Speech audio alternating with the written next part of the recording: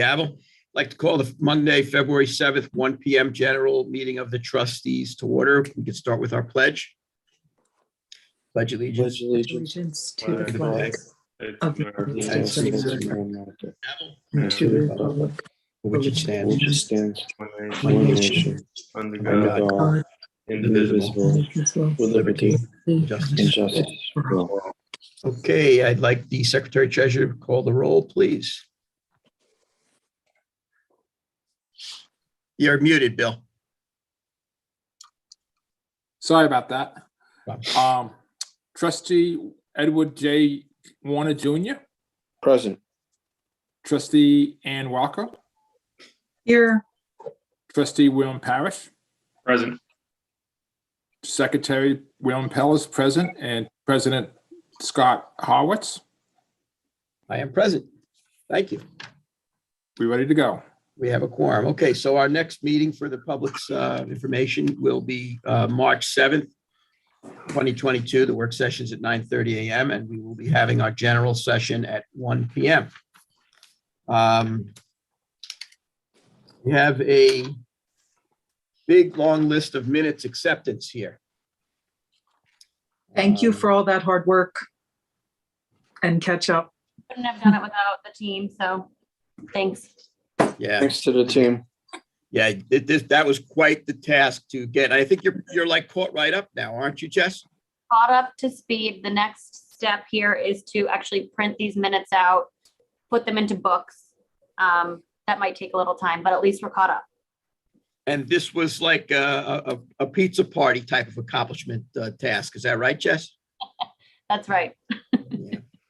Listen, kudos to all the staff, bunch of hardworking folks over there that are getting the job done. Any discussion on this? Was there a motion to? Just that Bill wasn't here, Bill Parrish wasn't Right. here for the lion's share of these. 1 through 10. Yeah, but he was here for the 24th. Right, so you'll be, Abstaining for 1 through 10. okay, so is there a motion? I'll make a motion. Okay, so I Second. had Warner made the motion, Bill Pell second, all in favor? Aye. Aye. Aye. I to number 11, abstain to 1 through 10. Okay, Jess, you've got that recorded? Well, yes. Okay. All right, let's move into discussions. Did everybody get to look at the auditorium layout that was presented to us that town is proposing to move us out of our office and put us into the auditorium until the trustees are able to work out with the town a suitable place outside of town hall in our own building that's convenient to the public to access us. Do you want to share the screen to show others what the layout will look like, or is that? Is that a possibility, Jester? Yes, I was just going to ask that. Good. All righty. Can you see my screen? Yep, thanks, Jess. That's No problem. I have a question. For security, the back corner is this lobby where 147. I walked a couple days ago. I walked through there to check it out. That goes to the exit where the supervisor and the council people park. For security reasons, all those doors going to be able to be locked and lock the front here. So if we're closed, the place is secure. It's an excellent question, Bill. We're going to have to get an answer to that, Jess. I can tell you the doors are locked. sorry, Okay. Charles. You can go out, but you can't come in. No, what I'm saying is someone could come in the other way or come in and walk through our office, like when we're closed or when we're open and our staff does not realize that someone's walking in the back door and startle them. I don't think you can come in that way. The town council has a different way to come in. Yeah, but that should be That's just secure. a security exit in case of a fire or whatever. Is it? I got a question for you, Bill. Is there room for the trustees to park back there? I wish. I asked that question 12 years ago with Ed Warner. And we got the No. boot. You No, got, I'm on the subject of liaison, delegations. I think that's going to get added onto your list. That's the Okay, answer to that question. they said that they want no pickup trucks, no rednecks parking in the back. All right, well, I got a pickup truck, so I guess I'm out.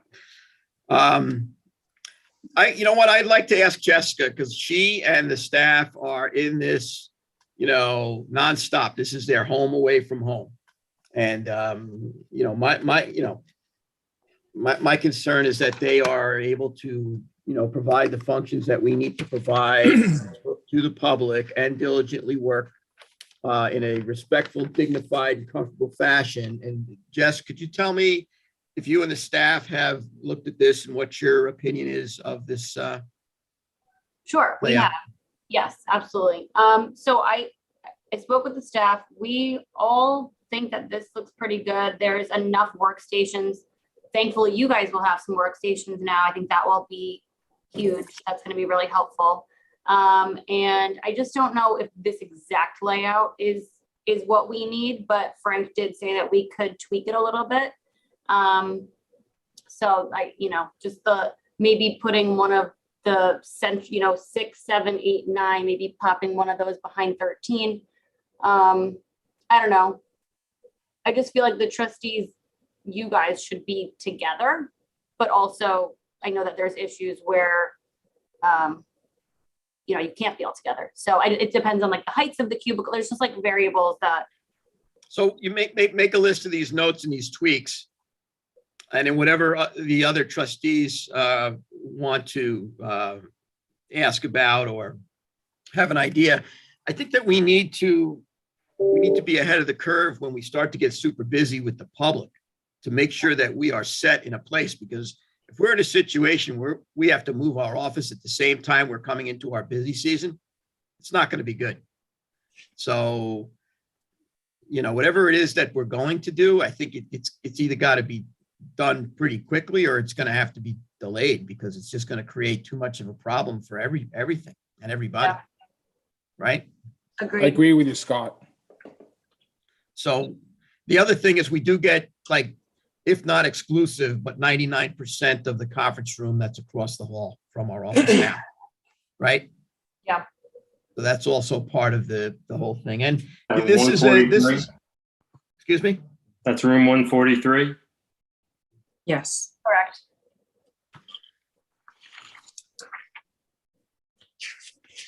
So also the thing is, this is a stepping stone, because the reality is that the trustees are supposed to have their own space outside of the village, outside of town hall, where we could, really be more accessible to the public and just be in a much better environment so that we could operate. It wouldn't do all the important work we have to do instead of being shoehorned into a little office over here. We are kind of on top of each other in the office that we're in now.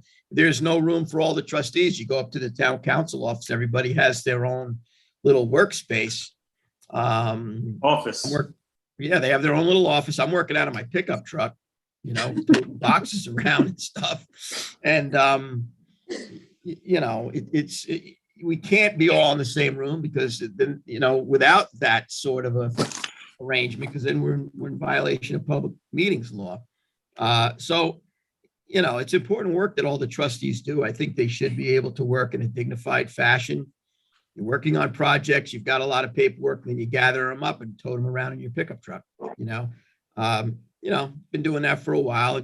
It works, but it would be a lot better. I mean, my own office at my regular job is full of trustee stuff over here.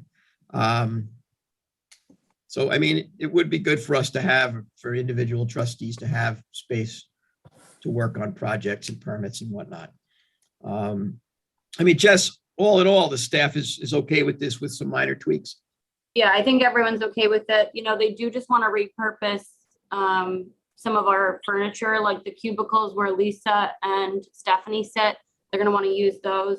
I think they have some smaller. Do you guys remember when we were in the auditorium during the HVAC renovations? Yeah. Do you know, so it's kind of going to be laid out like that. Those cubicles, they're repurposing a lot of those. They're very small. They're like 5 by 5, I believe. So I would imagine that Lisa Kay and James would be in the 2 bigger ones because, they're full time. And then everyone else would kind of just be in those 5 by 5 ones. I don't know about the ones for you guys. I didn't get any information on those. But I'm looking at this layout and I'm actually thinking that the way that it was laid out during that renovation was maybe better, where there was like filing cabinets going down the middle and then there was like a separate space on the other side. So that's something to think about and explore maybe. Yeah, well, put it down on the list. And I will. And Jessica, your office would be the 10 by 10? Correct. Number 5. Yeah, but you should be able to see what's going on. Like your stuff back in the corner, if something happens, you won't be able to watch what's going on. So maybe the file cabinet should be moved somewhere else, or so you can visualize what's going on at the counter and if someone's in trouble. yeah, you got to be able to supervise the staff and supervise what's going on in the office that you're responsible for. So I don't know, he's working things out from just a space perspective, but what about an actual, operational standpoint so that you can see what's going on? Yeah, this is where, when Lisa was the head of this department, this is where her office was during that transition. So it seems like they're kind of mimicking a little bit. But yeah, we can absolutely bring that up. Yeah, Let's bring that up. Be changed. And also bring up security on those back doors. Well, the front door too, you want to have a touchpad key lock. Yeah, in the front. Yeah, the front thing. And at night when we're done, can people still walk in there, or is between 1 and 2, is there a door there with a lock? And same thing. Yeah, we need to know how secure the space is. Yeah, What they're going to because do they for can- security and Because they security. they can jump off the stage and get in that way. West Hampton had an incident a couple of days ago where they got threats and the whole place was locked down. We don't want to, this is a big place. We don't want something like that happen here. Yeah. And also, we need a date too. If we're going to move out of our office, where we are now, to move into there, we need a date when we're going to get our new building. I don't want to take a chance of us being in this auditorium for the next 10 years.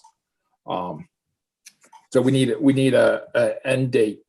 That's very important. Okay. My feet are in the mud on that. I need an end date.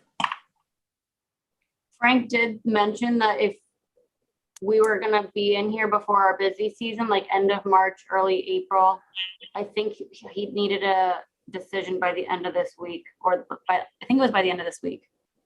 Well, we want an end date when we're going to be out of there. If we move in there, when are we going to be out of there? I don't want to be there. Yeah. Yes.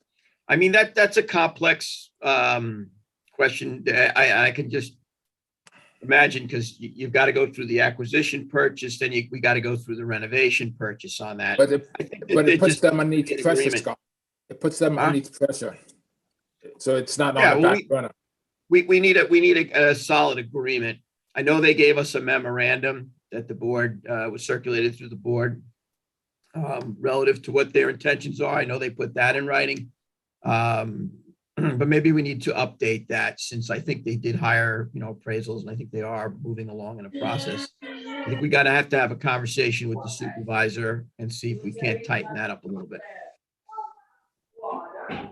2 other things I just want to mention that I just want to make you aware of is that one of the counter spaces, in order to come into ADA compliance, needs to be low. That was something that was brought to my attention. It has to be able to be wheelchair accessible. And also our forms and applications that are on our wall right now out there are going to obviously have to be moved. So those are also going to have to come into ADA compliance and be lower. I don't know the Right. exact height. But Right. I think we made the deputy supervisor aware of that. Yep. Right. Mhm. So he'll, What's going to go along the outer, where the reception desks is, all the way up to 13, number cubicle 13? Is that just going to be the height of the cubicles? Is that the only thing that's going to be separating? That's the way it was. Yeah, I believe they had a wall. Yeah. There's like going to be, do you see at the back behind 13, there's actually a door. Mhm. They had a wall, a pretty high wall, if I remember correctly, and then they have a door in the back for like staff to come in and out of. But it was maybe a 6 or an 8 foot high temporary wall. It's not floor to ceiling, Bill. It's No, I'm lap. expected to be in this, but just something where it prevents someone from just being able to crawl over. If Bill's right, we might have to have them put like a 10-foot wall up for security. Or even an 8-foot wall would work. Yeah. Jess, I remember It's 8 one of the feet. issues with this was the heating and the air conditioning, summer, winter. Did they take that into consideration as far as working in there on cold days That's a good question. or hot days in the summer? How So was it when you were there, when you were in there for, when they were doing the HVAC system? How was it? We were in there during COVID, like Yeah. the spring of COVID. And so I actually was only in the office like 2 days a week, but I remember it being a little chilly in there, but that was like Right. March, April. And then I think it was fine in the summertime. And then I think we came back here in July. I believe we were there from February to July-ish.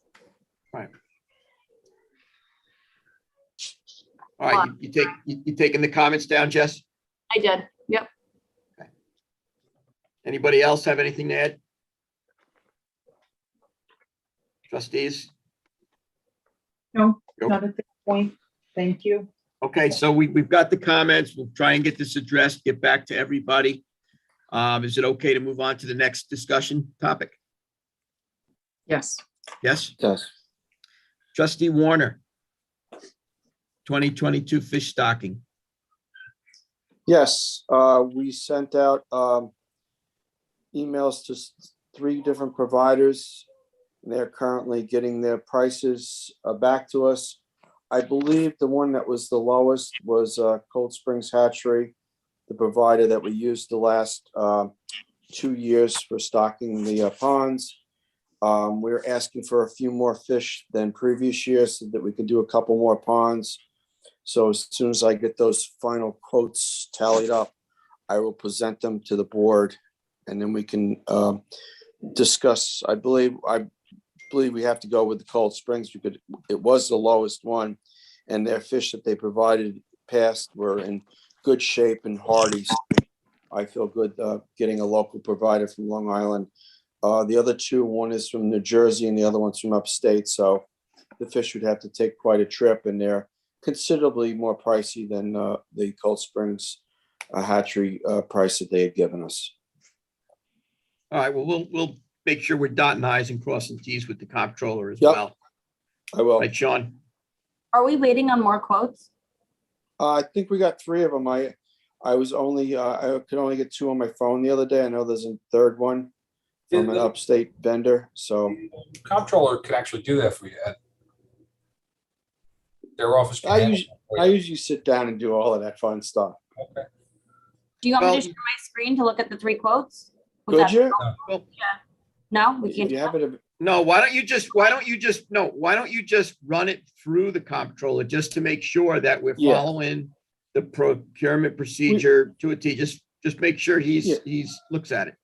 I already discussed it with John McDonald and he basically put it down to our office because he really didn't have time to do it. And we, Lisa in our office did send the, proposals out to 3 different Right. vendors. Yeah. And we did But- do follow the policy. So basically Right, I we're got at the you. point Just- now of just choosing a vendor, the lowest vendor to provide the Right. fish. Right, just, we do pay them for their service. And I Yes. know John is swamped, so I would say when you have the documentation, PDF, whatever, scan it to him, let him look at. Sean, you want to say something? Yeah, we'll do this in exec, okay? Yes. Yeah. All right, It's business and contracts, right? are we done with the fish stocking discussion? Yep. So We can let's discuss move, it in executive session. So moving on, the next discussion, Charles, if you'll please let in Dr. Bajere of CARP Solutions. So this is in reference to Mill Pond in Watermill. The trustees have previously applied for community preservation funding under the water quality grant and had received funding for carp removal, floating wetlands, and water quality analysis. That was, let's see, the carp removal was done June and October of 2020, I believe. Dr. Bajere, you can correct me on this. And subsequently, we have reapplied and received additional funding to mirror the initial projects. So carp removal, floating wetlands, and water quality work. We received an advance on the carp removal, and in October of 2021, there was carp that was removed from Mill Pond, additional carp. Dr. Bajere, maybe if you just want to give a recap of the project dating back to your initial involvement, and then specifically address the fall of 2021 removal, and then also perhaps just give a look forward, and maybe when you do that look forward, if you could incorporate just a brief discussion or a description of your work that was published in the Fisheries Management and Ecology Journal in 2011 on the carp removal using the Judas Technique. That would be super great. Yes, that would be great. Thank you for inviting me to this discussion. I wonder if I could share my screen, because how much time do I have? How much time do you need? Oh, this should be no more than 15 minutes. 15 minutes. Okay, great. That's perfect. Charles, may Dr. Bajere share his screen? Yes, no problem. Okay. All right.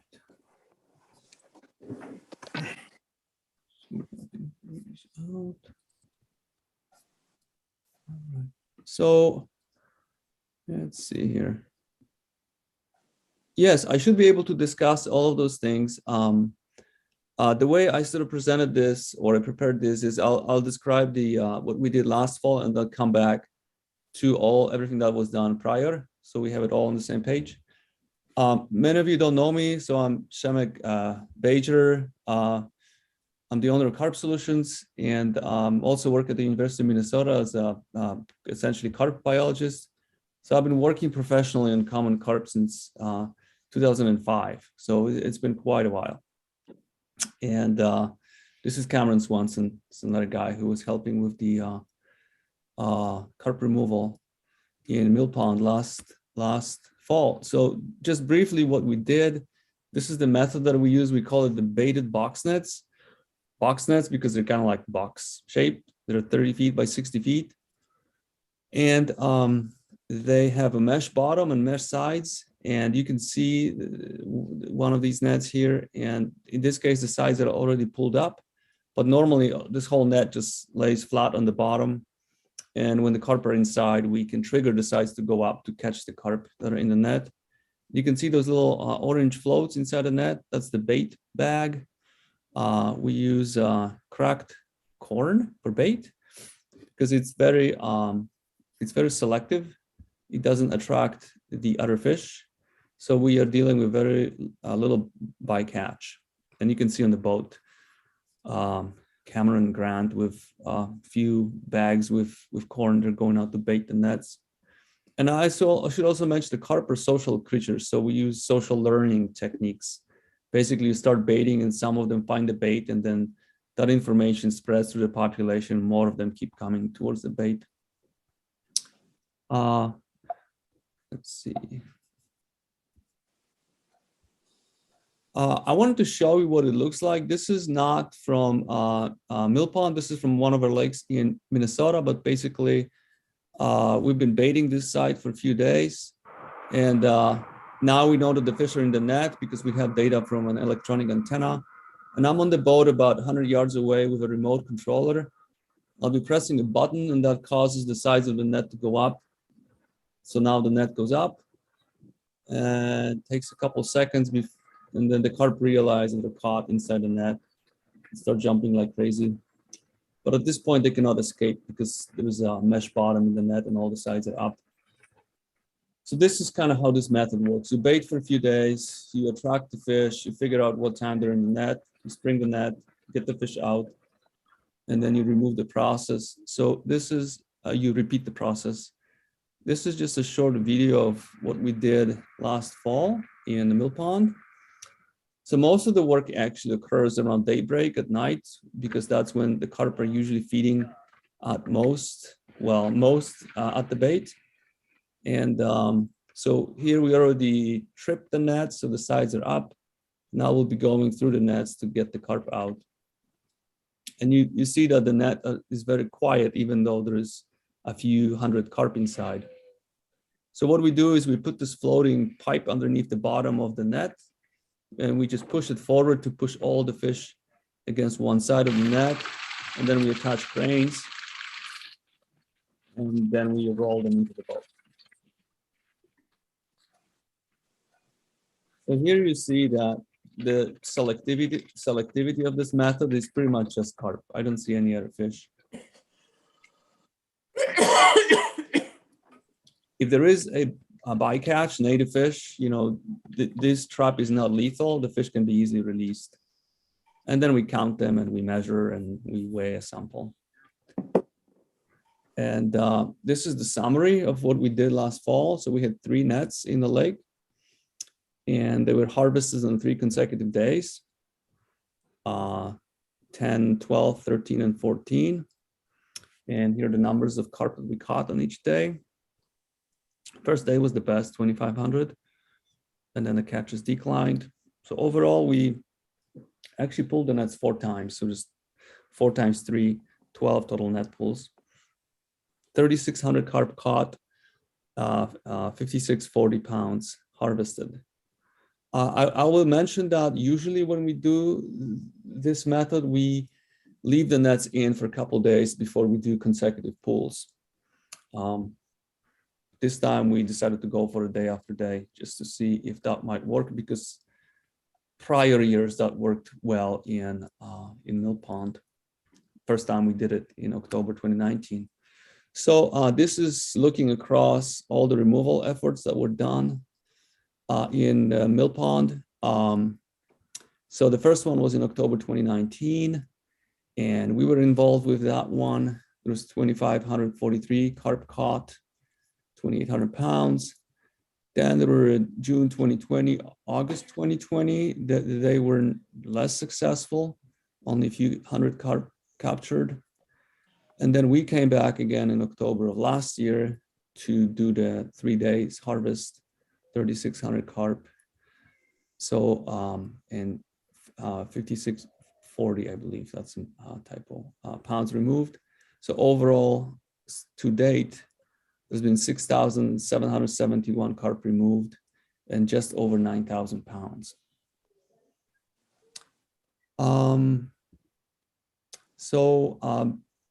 If you guys have questions, or if you want to stop me, just let me know.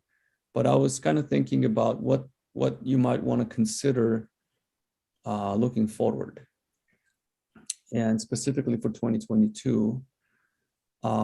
So I think that the baited traps have a potential. We used them twice, and both times were quite successful. However, being on the lake last fall, it was very helpful, because I think that net could actually accommodate more nets. The depth is right, the bottom is right for those nets. So I would propose using 6 nets instead of 3. And I would suggest giving them at least 2 or 3 days in between the net pulls, because that should bring in more carp. And more intensive effort, so 4 rounds times 6 nets. So all of this could be done in about 2 weeks or so. And this is really important. The next one is add system for monitoring carp at the bait in real time. So what this means is we have electronic antennas that can be put right by the bait. And ahead of time, we would tag probably a couple hundred of carp with microchips, like the ones you use in your dogs or cats. And then every time those tagged fish show up at the bait, That information goes to a computer and then goes to a website. So you can remotely track how many carp you have at the bait at any given time. And then when you see that the aggregation is peaking, you can go and harvest them. And that is really critical because most of the time the carp are feeding at night, but not always. And sometimes the end of the night is better than the beginning of the night. Plus, what was surprising to us last fall was that even though we caught quite a few carp, like 2,500 on the first day, the bait consumption was very low. And usually we don't see that. So that was kind of interesting, meaning that clearly the fish were feeding, or at least they were there at the bait, but they were not consuming a lot of the bait. So if we had that antenna, we would be able to tell much better, that the fish are there even though consumption was low. So I think that would be very, very important. And finally, I think that it would be good to do a really solid carp population estimate in the lake using some sort of mark and recapture technique to really figure out how many carp you have in that lake and how many you need to remove to get to the management threshold, which is 100 pounds per acre. You don't want to have more than 100 pounds per acre of carp. So that is all that I have. And you also had questions about the Judas technique. Is that something that could be applicable here, or is it not cold enough? I saw that it's been used in the Midwest and I believe in Northern Europe. But could you just speak a bit to that? Because it's an interesting, because we are so impacted by harmful algal blooms for a large percentage of the year in Mill Pond. My thinking was that if we had the opportunity to work in the winter, that it would be beneficial, but perhaps it's not cold enough. Well, that could be tested really easily.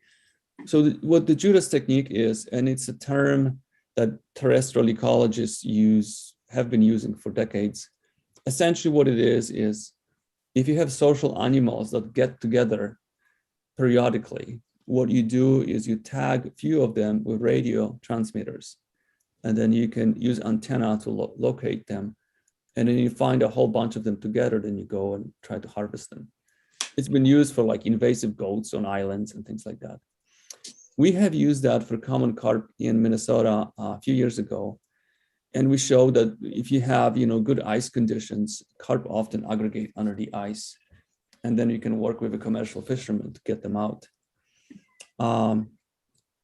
We could implant, you would need about a dozen carp with tags in your lake.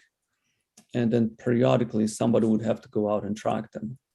And they don't aggregate until the water gets really cold, like, near freezing. So we're talking late November, December, and in your climate, I'm not even sure, possibly even in the middle of the winter. Somebody has to be on the lake on the boat and then just locate all the fish. And if you see a big bunch of them, then that would be promising. And we could work with, there are several commercial fishermen in the area. So the way this happens is we show them where the fish are, and they have the large seine nets that are needed to catch the carp. So that certainly is something we could consider. Okay. So this method is different than the baited nets. The baited nets work in the summer when the carp are feeding. And the Judas technique, the large seines, they work best under the ice, or at least when it's very cold. The one disadvantage of the large seines is that if you have debris on the bottom of the lake, like trees or anything that can snag the net, usually the seining doesn't work. Meaning you can find a fish and you can surround them with a net, but then if the net snags on something, the fish find a way to go around it, underneath, or escape it. And that unfortunately happens quite a bit with seining. Do you feel that the methodology that you used was successful? Yes, yeah. And I think that we could make it even quite a bit more successful.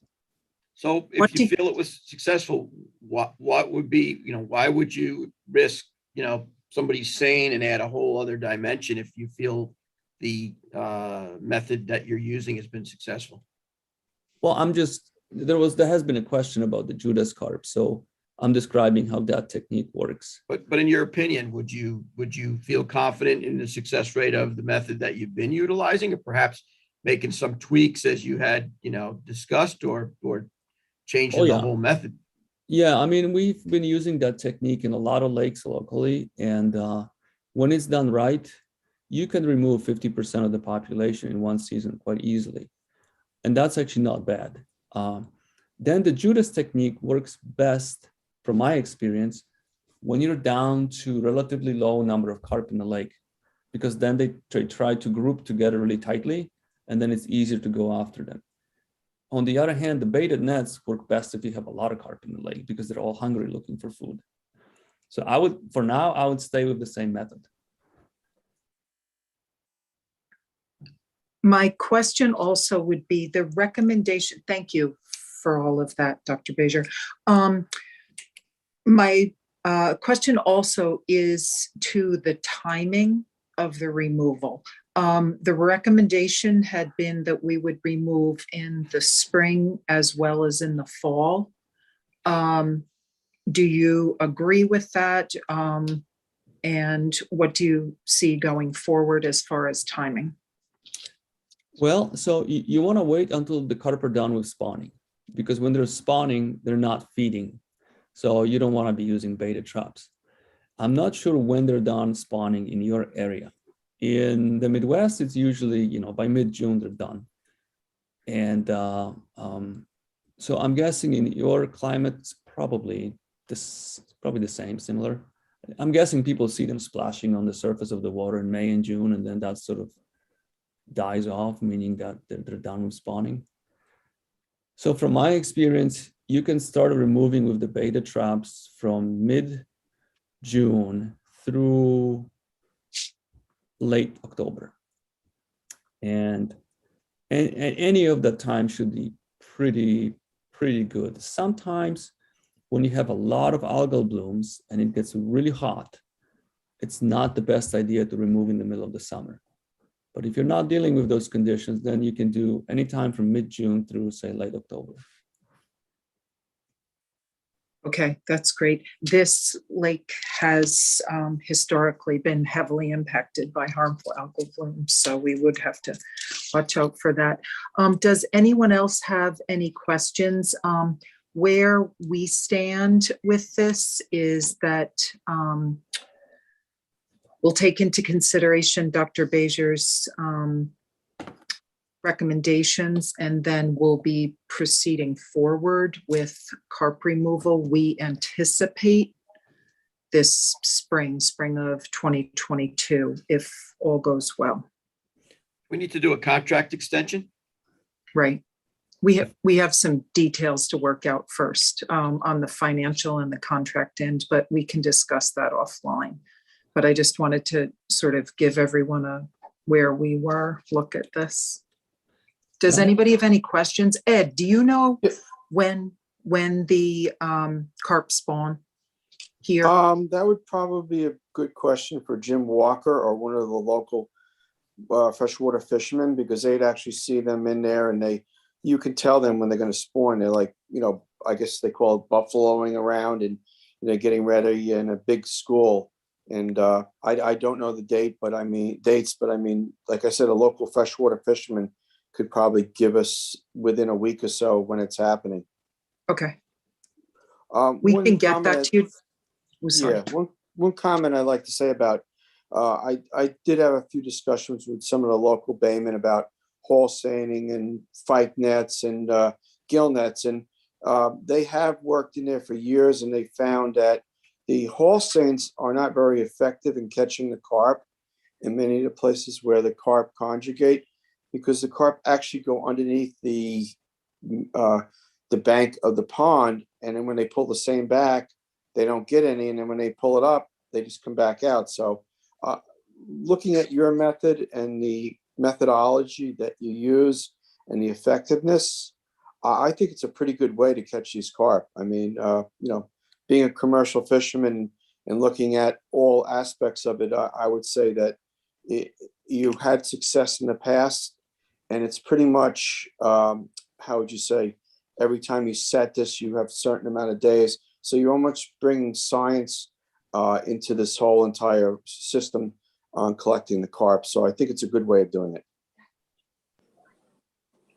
Can I have a question or comment? Yes.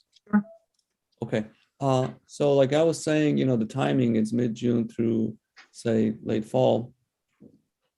For us, it would be really, really much more convenient and beneficial to do this in the fall than in the spring. Simply because of the amount of equipment and especially the electronic antennas. A lot of that would be tied down in other projects. If we absolutely need to, we could move them around, but late fall for us would be, or not even late fall, say September for us would be, September, October would be optimal. I thought that, you know, like he's talking about, you know, I hear what you're talking about, but I thought that the Princeton Hydro report was, you know, calling for eliminating a good chunk of these fish prior to them stirring up the bottom so much at the spawning time and creating those harmful algal blooms. Is there any merit to that? No, that's, in my opinion, that's a misconception because they are steering, well, they're steering the bottom when they're feeding primarily. I mean, spawning is very spectacular because they're splashing on the surface. You see that goes on for about 2 weeks. But then the real disturbance of the sediments happens when they're feeding, and you don't see that because they just keep digging in the bottom and, you know, continuously disturbing that sediment. You know, so obviously the sooner you remove them, the better. But you know, it's not like they were introduced a couple of years ago and they had only a couple of years of disturbing the sediments. Because I'm guessing you're asking that you're suggesting it would be better to do it before they have a chance to disturb the sediments for 1 more year, right? Well, I'm just, you know, the town, you know, spent all this money on this Princeton Hydro report that had recommendations in there, and we're just trying to, if we're going to use something as a guide, and there was a certain science, you know, that was applied to that, whatever. If we're sticking to that, that's one thing, and if we're making a deviation, you know, there should be a rationale for that. The board should, you know, should understand and consider it. So I would say that the sediments are being disturbed during the spawning for sure, but that's only say 2 or 3 weeks. And then you have this whole, you know, June, July, August, September, October when they're feeding. So we have at least 4 or 5 months when they're also disturbing the sediments. So I would think that disturbance of sediments because of feeding is more significant. And actually, if you look at most of the papers, that's what people are talking about. Feeding in the bottom. I mean, disturbing the sediments when they're feeding in the bottom. All right. Do we have any more questions for the doctor? I appreciate him coming and filling in the board. I just had one quick question. Okay, Bill. Do we have any estimate of the number of carp that are in Mill Pond, or is it too premature to give an estimation? That's a great question. I'm going off of the report that says 10,000 carp in the lake. And actually, I don't know if you guys have the original, because that estimate was derived from electrofishing surveys that Princeton Hydro did. But it would be good to take a look at the actual data to see how that number was estimated. Basically, you use the number of fish you catch per hour of electrofishing, and there is a multiplier, and you come up with an estimate in the lake. From my experience, it looks like you may have more than 10,000 carp in the lake. That's just seeing a lot of lakes with carp. There is this pretty strong relationship that the more of them you have, the smaller they are. And your carp are about as small as I've seen. I mean, they're clearly not juvenile fish, they're adult carp. They're probably many years old, but they're not even 2 pounds on average. I mean, that's really They're stunted because of the food availability, correct? and their density. Yes, correct. Yeah, too much density. Yeah. So what I was suggesting at the end, you know, you could get a really accurate estimate, but just by marking and releasing some of them carp. And then as we catch them in the box nets, we scanned all of them for marks. So you can then do a pretty accurate estimate. We requested a fish survey that would be part of the carp removal, and unfortunately, that was not funded in this round. So we're gonna have to figure that out and perhaps apply for additional funding unless we can work with you somehow on some sort of pilot or a rough estimate through the mark and recapture program. Well, I mean, we do But- those routinely, so, yeah. Okay, great. I think getting an estimate of the amount of fish in there, whether it's carp or other fish that are in there, is a really good baseline moving forward. You know, and then once we get the carp reduced to a point where we can start restocking with other fish, you know, we like to know, you know, we would like to know what we're restocking and the specific fish that are in there and how the habitats is going to be balanced out with adding, you know, more predator fish. So, I mean, I think it's a long-term plan that getting a baseline of the fish that are in the pond is really strategic moving forward. Well, moving forward, we, you know, offline is, as Ann had said, we got to work on some contracting paperwork. And so we can get to the next step of this process. I will thank you for your time. We do have a heavy agenda and we have a 3 o'clock executive session that we have to make. So if any of the trustees have any urgent questions right now, I think we have to move on to the next topic. And Ann, I think we're going to have to continue on with speaking to the doctor about what we need to comply with all the procedures necessary to extend the contract, right? Yes, So. yes. Dr. Bezier, thank you so much for your time and for your presentation and for your synopsis. We greatly appreciate it. Yes, great, thank you. Thank you. Thank you. Take Thank care. All right, Charles, is there anybody in the public that needs to, has a hand up that would like to address the trustees on any issues? If anyone wants to address the trustees under public portion, if you could raise your hand, that would be helpful, and then we will have Charles let you in, and we can answer whatever questions or. I see no hands. Okay. So let's move, since we do have a heavy agenda and an exec, we're going to move over to the permits for application approval. I will say the Board of Trustees hereby has waived public hearing on the following applications because it has been determined that the following projects do not raise a significant degree of public interest or public input needed to aid in the decision-making process. I have Trustee Resolution 2022-29. It's the application of the Village of Quogue at 40 Quogue Lane in the Village of Quogue. It is for the Public Works project of the ramp. I would like to make a motion to approve this, and in addition, because it's the Village of Quogue and it's a public access project, we did waive the fees on this as well. So I Second. think, all in favor? All right. So I made the motion. I think it was Trustee Warner that made the second. Yes. All in Yes. favor? Okay. Next one's you too, Scott. Yeah, 2022-30. It's an application of 31 Ogden Lane LLC. Another application that was fully vetted at our work session and meets all Blue Book regulations at this point in time. And I will make a motion to approve 2022-30. Second. Second. Second one, I think, was Bill Pell, and we were all in favor. All right. Aye. Okay. I also have 2022-31. This is an application for Norman H. Pessin at 44 Walker Avenue over in East Quogue. It's a bulkhead replacement project that met Blue Book regulations and is ready to be issued at this point in time. I will make the motion to approve this application. Second. For a second. Second. A second by Bill Pell. All in favor? Aye. Aye. Okay. I have resolution 2022-32. It's a modification application for major look at 4 Fair Oaks Drive in the village of Quogue. Again, this is a project that we worked on in work session. Meets all the Blue Book tests at this point. I will make the motion to approve. Second. Second by Ann Welker. All in favor? Aye. Aye.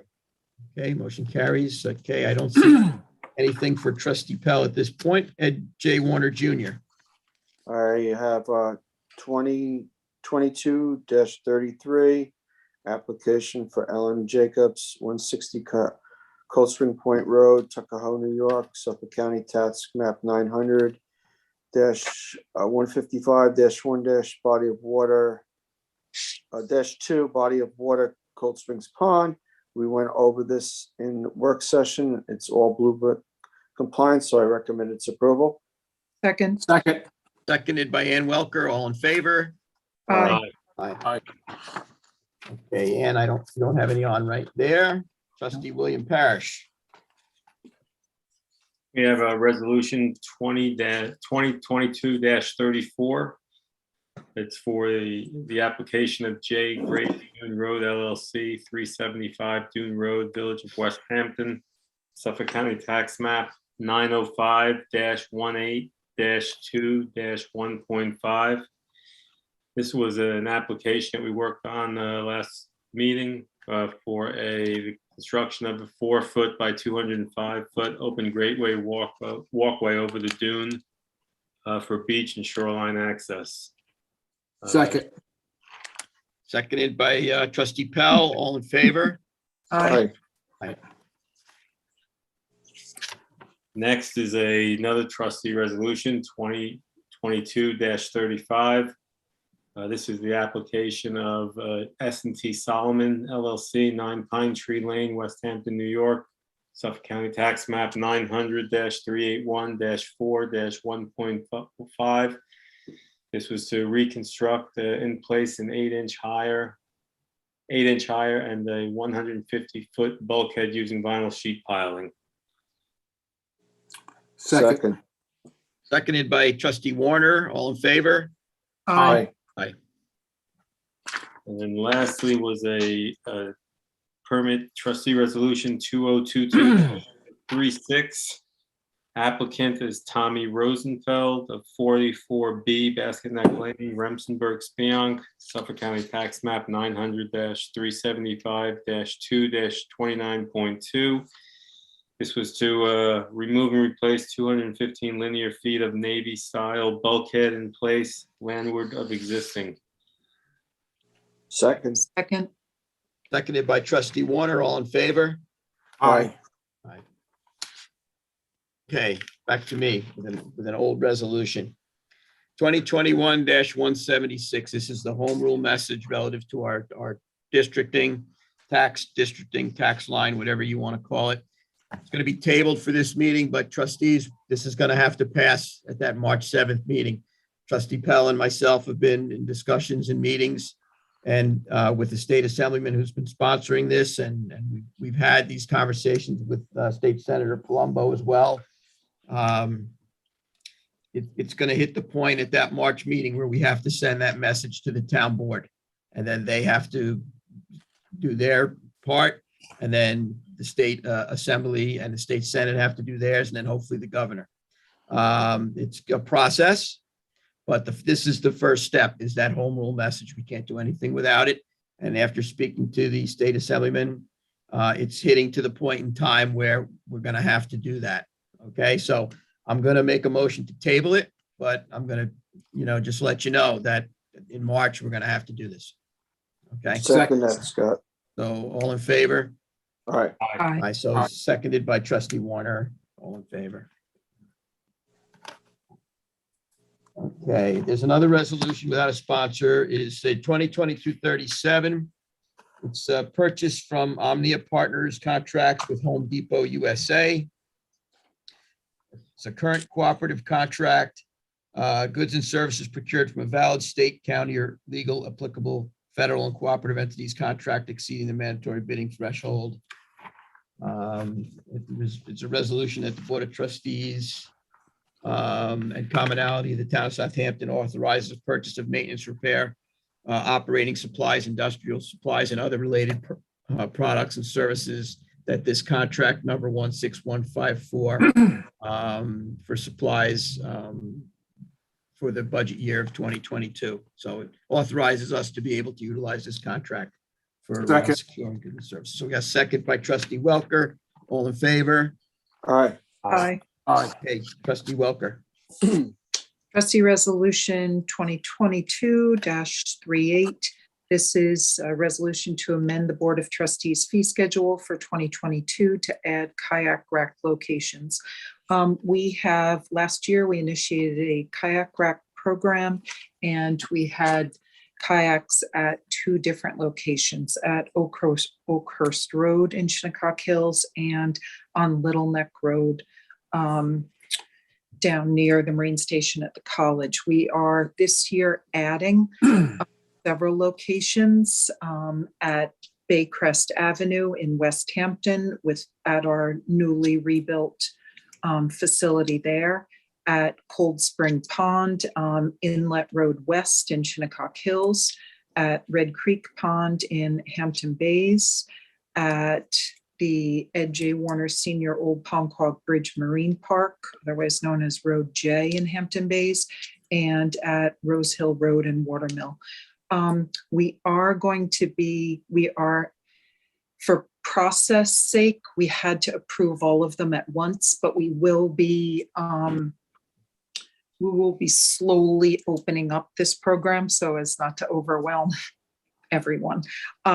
So if you have questions about it, just to those of you in the public, please call the office and we can give you more details about this. But I'd like to, the fees would be $100 for town residents and $75 for senior citizens. I'd like to request the approval of this. Second. Is there trustee Warner seconded? All in favor? Aye. Aye. Okay, thank you. Trustee Trustee- Pell, Go ahead. you're up, trustee Pell. Trustee Resolution 2022-39. This is to purchase new labels for this upcoming year for four-wheel drive permits and the other permits we issue. Authorized of 2022 labels TAC 4 Pro X Ribbon for permit prints, where the Board of Trustees new printer for the 2022 4x4 boat ramp, dock slips, and Lake Agawam stickers. I'm looking for a second on this one. Second. Seconded by trustee Warner. All in favor? Aye. Trustee 2022-40, authorize the Board of Trustees to waiver the 2022 commercial aquaculture mooring permit fee of $250 to Beconic Baykeeper. They've been doing a lot. Looking for a second on that. Second on that, Bill. you. Seconded by trustee Warner. All in favor? Aye. Aye. Aye. Okay, trustee resolution 2022-41 is to recall and amend our trustee meeting and work session dates for 2022. This gives us greater flexibility to be in a hybrid mode where we can go back into town hall and have the collaboration and the dynamic of being in the building and, working together as we did prior to COVID, and also has the ability for us to, use the Zoom technology as well. So it's a kind of a clarification endorsement resolution so that we can do both.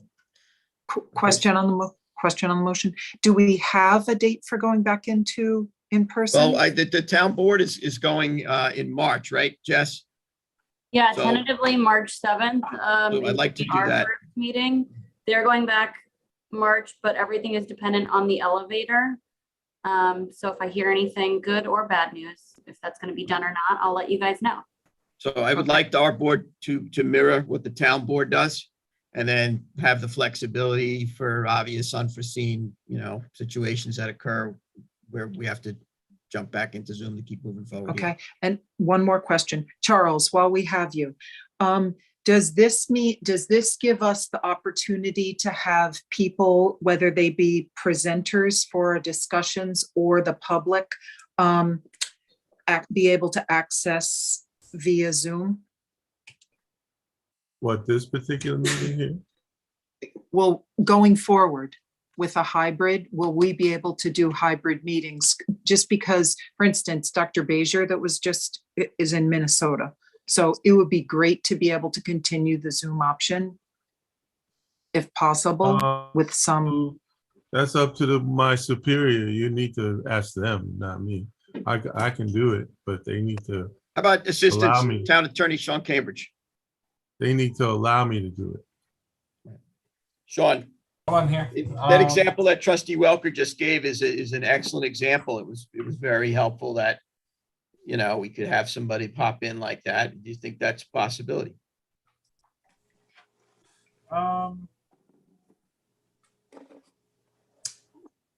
Yeah, let's Let's discuss look at- it. All right, we'll do some research on that, and we got a Right. month to do the I don't wanna get research on that. All right. I'm sorry, what did you say, Sean? Scott, I hear you. So we'll discuss it. We'll do some research. I don't want to give an answer on the fly. All right, everybody do their due diligence. Right. I just got a had month. some people I was trying to line up for the March 7th meeting, but they're at a distance. So I was just curious how to proceed with them. So I'll follow up with you. Thank you. I can do it if necessary. That's awesome, Charles. Thanks. Okay, so I had the motion. Did you Second, second it? Second. And we're all in favor? Aye. Trustee Warner, you second that?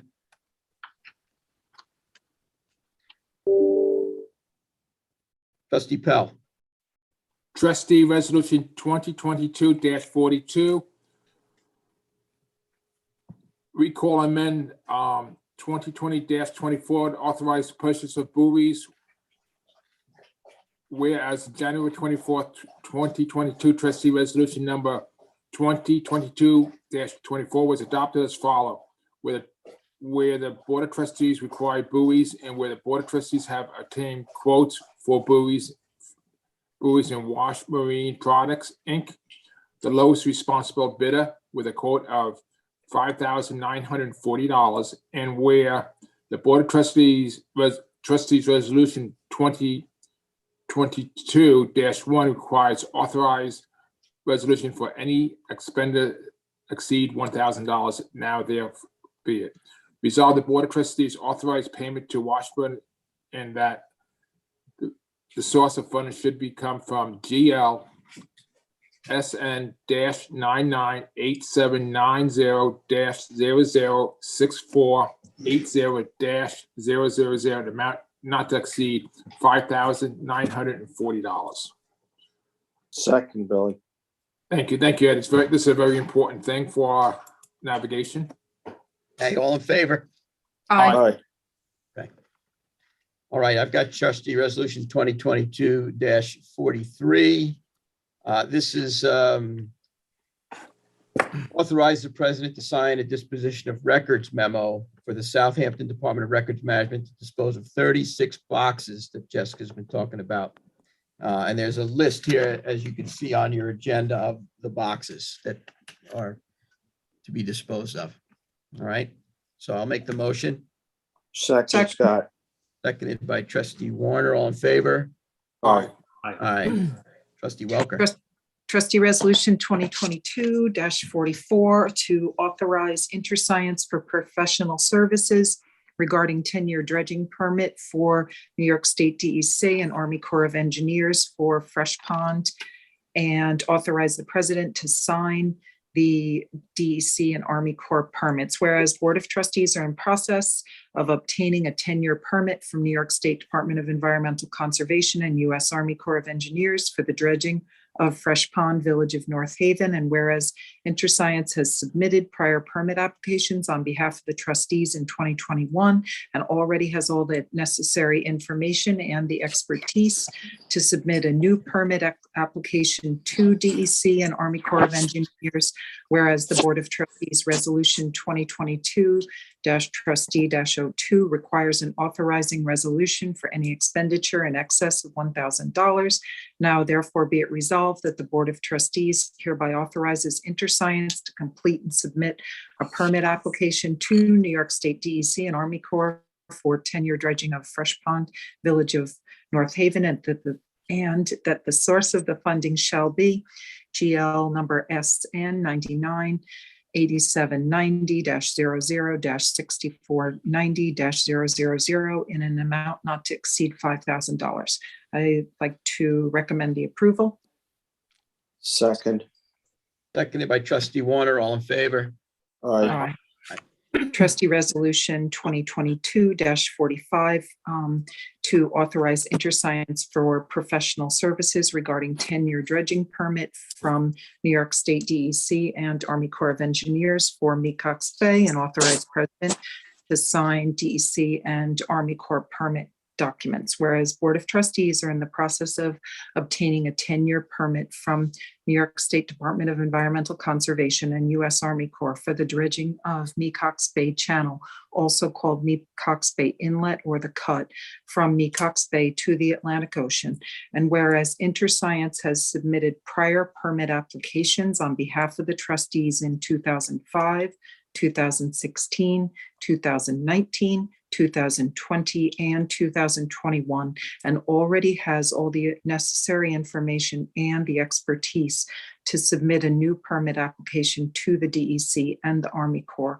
Whereas the Board of Trustees Resolution 2022-Trustee-2 requires an authorizing resolution for any expenditure in excess of $1,000. Now therefore be it resolved that the Board of Trustees hereby authorizes InterScience to complete and submit a permit application to New York State DEC and Army Corps of Engineers for the 10-year dredging of the Mecox Bay Channel from Mecox Bay to the Atlantic Ocean. The source of the funding shall be GL SN 99-8790-00-6490-000 in an amount not to exceed $5,000. And be it further resolved that the Board of Trustees authorizes the President and/or the Secretary Treasurer to sign any and all documents in connection with the permit process. I'd like to recommend the approval of this resolution. Second. Seconded trustee Warner, all in favor? Aye. Okay, I'd like to ask for Before walk put a on, couple, I'm asking for a walk-on resolution. I'd like to get a second. Second on that, All Scott. in favor? Is this a motion to walk on both the resolutions? I'm Okay, walking on two resolutions. thank you. Okay. First one that I'm walking on is to amend trustee resolution 2022-17. Authorize the president to sign a letter of authorization for the New York State DEC Alcott's Pond Mallard Landing to include Seatuck Creek. Whereas the New York State Department of Environmental Conservation has requested permission for access to Alcott's Pond and Seatuck Creek for eastern mallard banding and GPS tracking study, including a staff visit to the site before January 31st to verify the presence of the target species in the period of February 1st through March 15th for the actual trapping and banding and release of animals. Whereas the Board of Trustees of the freeholders and commonality of the town of Southampton are the owners of underwater land located at Alcott's Pond, Southampton, and Seatuck Creek. Whereas the Board of Trustees consent to and support the proposed environmental project in which to grant authorization effective upon signature of the board president and to expire April 30th, 2022.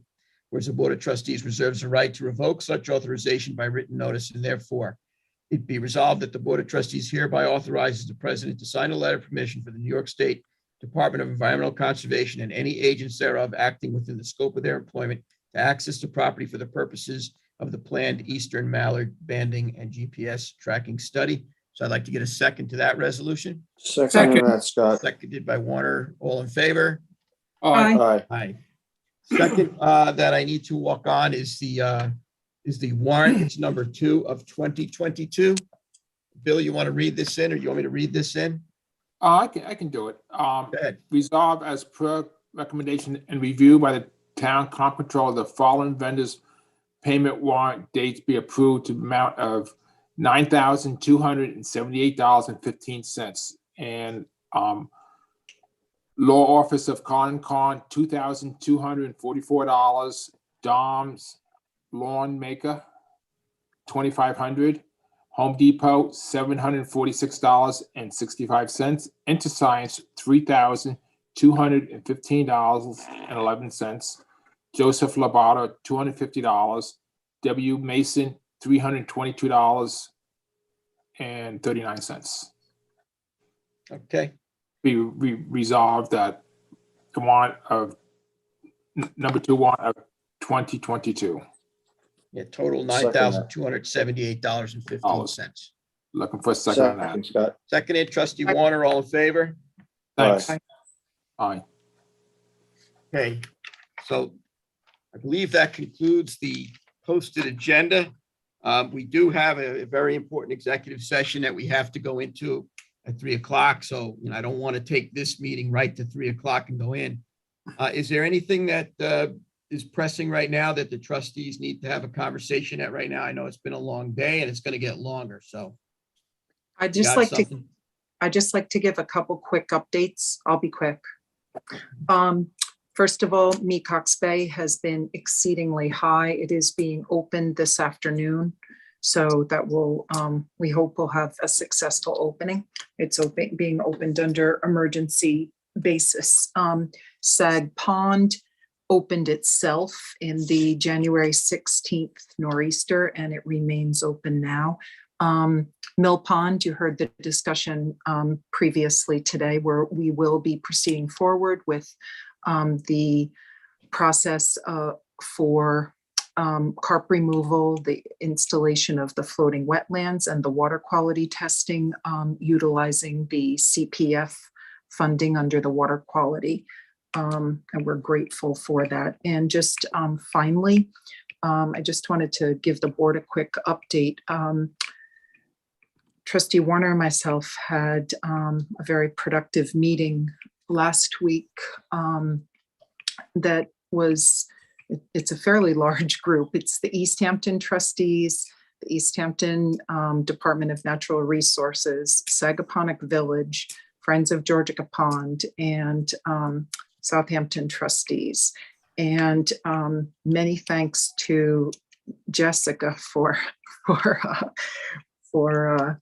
managing this via Zoom, because it also entailed the involvement of Army Corps of Engineers and representatives from U.S. Fish and Wildlife. And we pulled that group together to discuss the possibility of a biological opinion, which would grant a biological assessment. And what that would do is enable Georgica Pond, Mecox Bay, and Sag Pond to be opened during piping plover season. So at present, we're restricted from opening those water bodies between April 1st and August 31st due to the presence of the endangered species season and the restrictions around that time.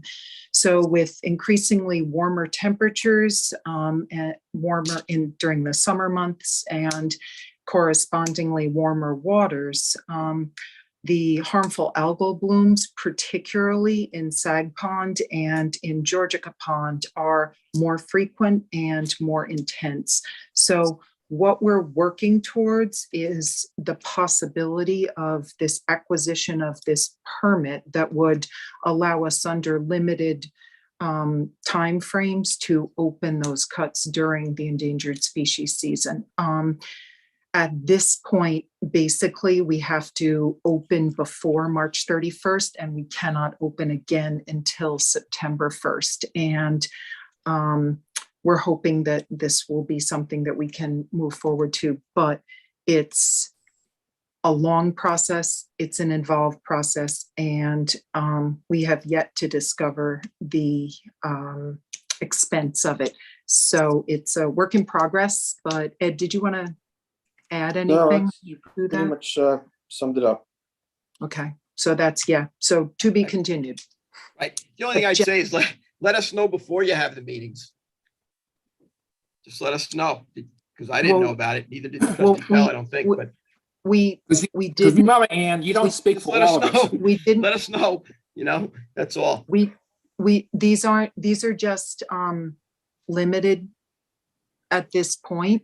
We understand. It's just that, we're on the phone with these various regulatory authorities, and when they catch us off guard with about meetings that we're like, well, we didn't know about that meeting. You know what I mean? It's just, let us know. It's all fine, but just let us know ahead of schedule, okay?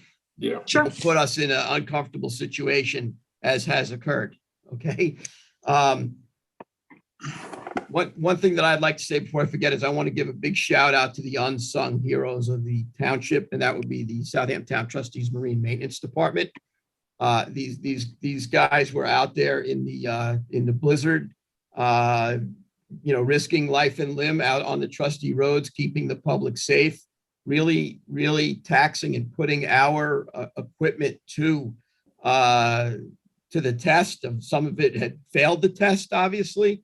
But I don't think that the public fully recognizes the amount of work and dedication that a small group of people put in to making sure that a good majority of people in the town are safe, whether it be on the waterways or whether it be on these trustee roads, of which many are used as shortcuts. Okay. And they did a phenomenal job. A lot of our equipment got pretty badly beat up. And, we're going to have to address that as we go on, for the trustees. But I can't thank them enough. So guys, if you see the trustee maintenance guys, really shake their hand, give them the, a thumbs up. They really did do a great job, and they should be commended for that. And the public should know that, what they put themselves through and how great they performed. So thanks, guys. And Richie and the constables and those guys as well. They pitch in overseeing what they can. I know they volunteered some of their vehicles to be used, by other people on the emergency side that needed to use them. And our guys did actually go and help out the Coast Guard, because I think that their machine broke down over at the Shinnecock Coast Guard Station. And I believe it was our maintenance guys, with our equipment that went over there to help them out and keep things moving over there at the Coast Guard Station. So big thank you to the Southampton Town Trustees Marine Maintenance Department. Yes, they're doing a wonderful job. Like today, they're down at Mecox securing that, putting the signs up, putting the fence up. They had a short video on Facebook showing what they do. If you're on Facebook, you should join their Facebook page, give them some support. Yeah. Anybody else? I want to give everybody a little time to at least chill out for a bit before we move into the next session. No, I will entertain a motion to adjourn if there's nothing further at this point. Second. All in favor? All right. Aye. Okay, guys, I'll See see you in a you. bit. I'll